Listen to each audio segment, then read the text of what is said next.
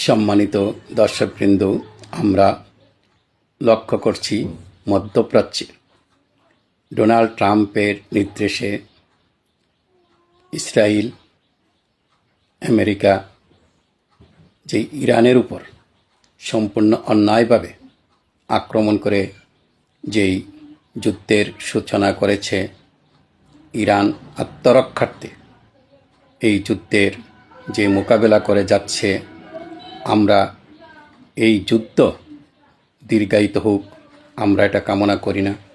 আমরা চাই যে কোনো সমস্যার সমাধান আলোচনার মাধ্যমে করা সম্ভব এবং উভয় পক্ষ মিলে যুদ্ধ বিরতি ঘোষণা করে যদি আলোচনার টেবিলে বসে এবং এই রাষ্ট্রগুলোর যারা বন্ধু প্রতিম রাষ্ট্র রয়েছে তারা যদি মধ্যস্থতায় এগিয়ে আসে, তাহলে মধ্যপ্রাচ্যের এই রক্তপাত, এই যুদ্ধ দীর্ঘায়িত হবে না।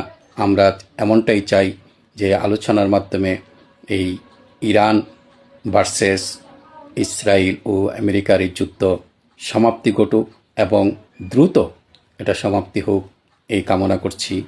আল্লাহ হাফেজ।